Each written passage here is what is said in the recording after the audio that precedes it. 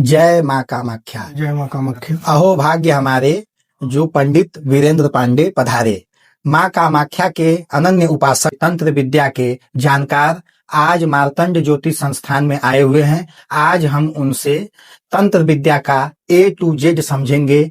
आम जन जीवन में तंत्र विद्या के प्रयोग और विशेष परेशानियों में विशेष उपायों पर चर्चा करेंगे।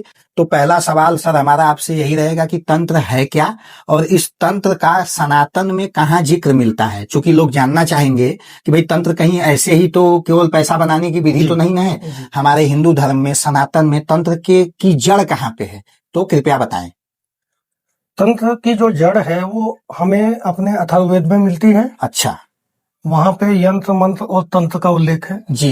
तंत्र की जो उत्पत्ति है आदिदेव महादेव यानी कि महाकाल ने ही तंत्र की उत्पत्ति भी की है। उन्हीं की विद्या है।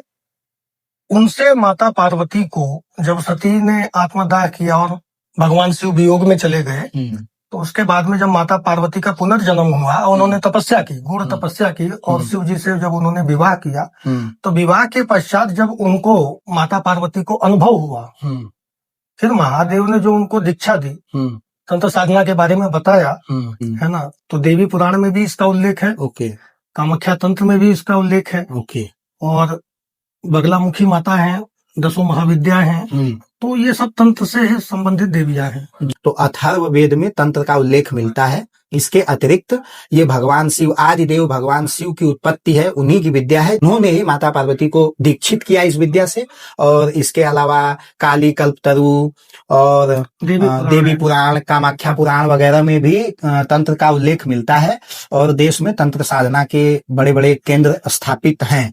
आपने हमें परिचय कराया इस विषय में, यानी हम ये पूरी तरह से निश्चिंत होकर कह सकते हैं कि तंत्र की जड़ हमारे सनातन में है। अब एक आम धारणा होती है, जैसे लोग कहते हैं काला जादू और तंत्र। तो तंत्र को तो आपने समझा दिया, जादू, काला जादू, ये दोनों एक ही चीज है? तंत्र और काला जादू एक ही चीज है या दोनों अलग चीज? दोनों अलग अलग हैं जी। तंत्र क्या है? तंत्र जीवन का रक्षक है। तंत्र किसी को नुकसान पहुंचाता नहीं है। ठीक।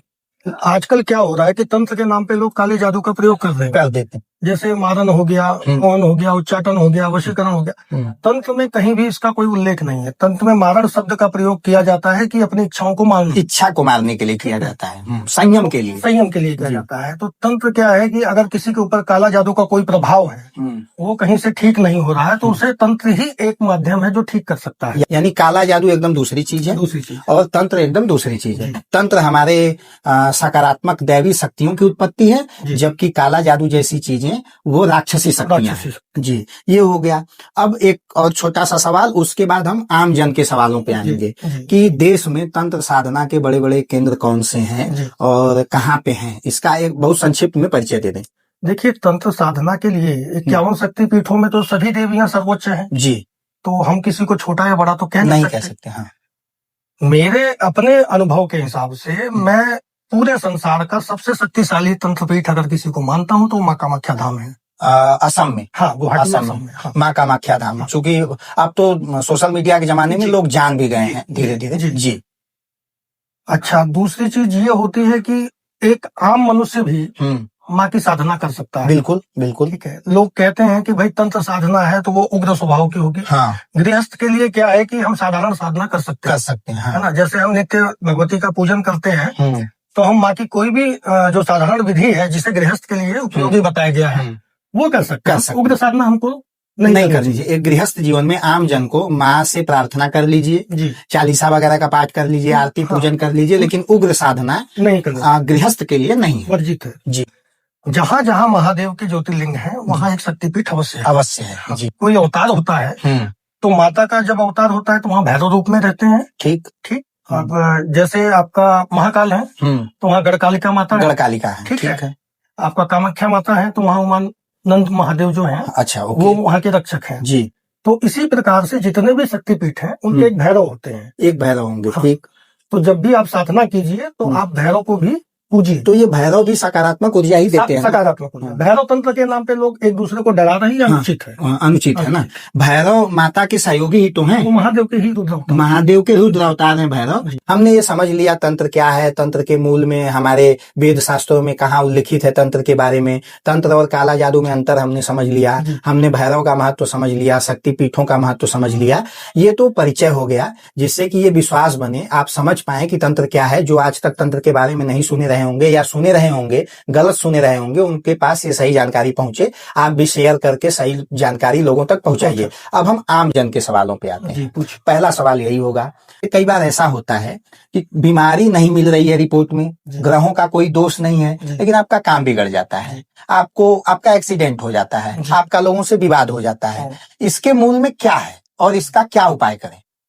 देखिए, तंत्र क्रिया में क्या होता है कि जो ये काला जादू का अभी आपसे चर्चा हुई जी, तो काला जादू में क्या होता है कि किसी भी स्त्री या पुरुष के ऊपर कोई शत्रुतावश इन चीजों को प्रयोग करता है और उसकी जानकारी हमें नहीं होती है। जैसे खाने की वस्तु में दे दी गई, या हम रास्ते में जा रहे हैं, कोई ऐसी चीज पड़ी है जिसपे हमारा ध्यान नहीं गया, वो चली गई, या कोई ऐसी नकारात्मक ऊर्जा या शक्ति है जो आके हमारे शरीर को पकड़ लेती है जी, है ना जी।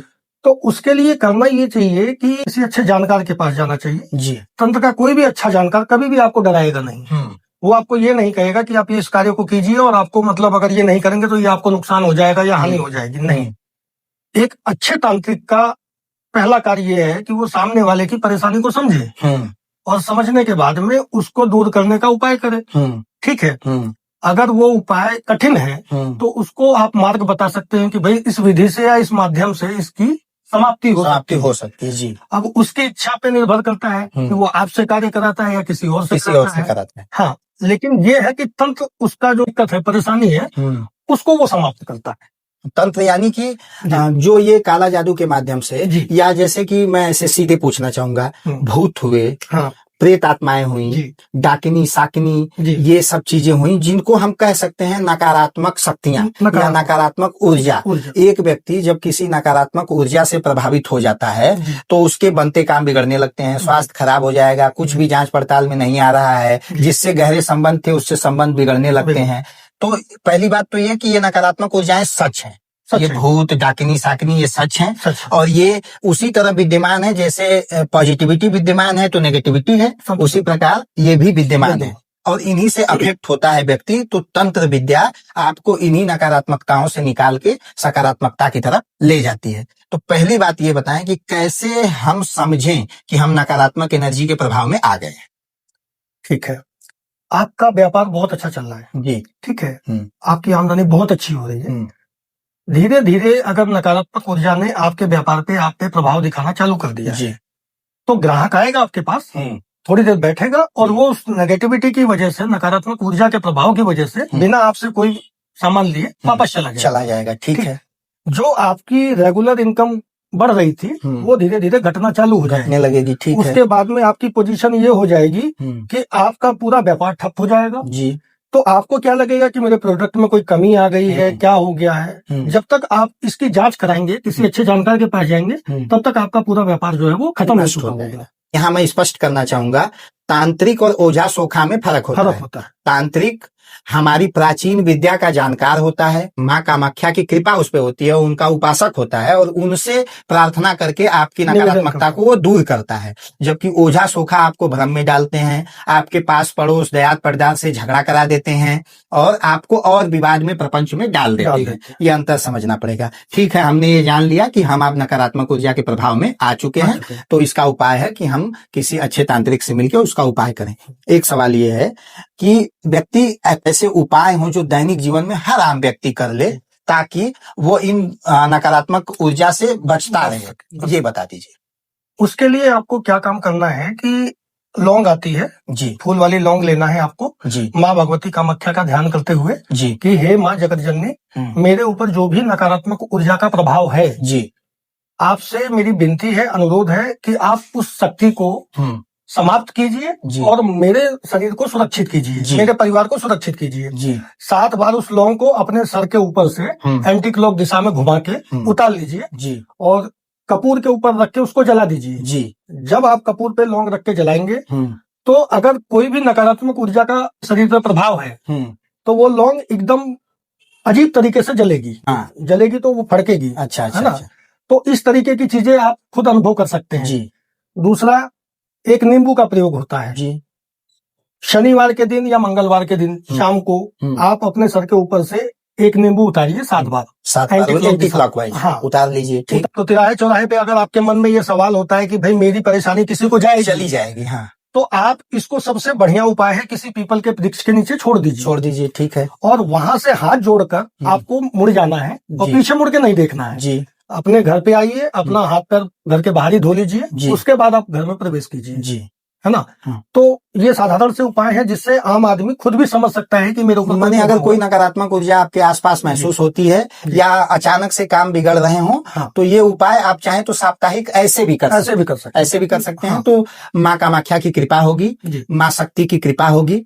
तो हमारे बीच में पंडित वीरेंद्र पांडे जी आए, उन्होंने तंत्र के विषय में बड़ी सटीक और सही जानकारियां दी। और अगर आपके जीवन में इस तरह की परेशानियां हैं तो हमारे नंबर नीचे दिए गए हैं, आप मार्तंड ज्योतिष संस्थान से संपर्क करेंगे, हमारे माध्यम से आप पंडित वीरेंद्र पांडे जी से मिलेंगे और आपकी परेशानियों के अनुरूप सटीक उपाय पंडित जी कराएंगे और आपकी बाधाओं से मुक्ति दिलाएंगे और अब जीवन में आप उत्तर बढ़ेंगे। ये माँ कामाख्या की कृपा से ही संभव होगा और ये अवश्य ही संभव होगा क्योंकि आप पे माँ कामाख्या की अहट की कृपा है। बहुत बहुत धन्यवाद सर। जय माँ कामाख्या। हर हर महादेव।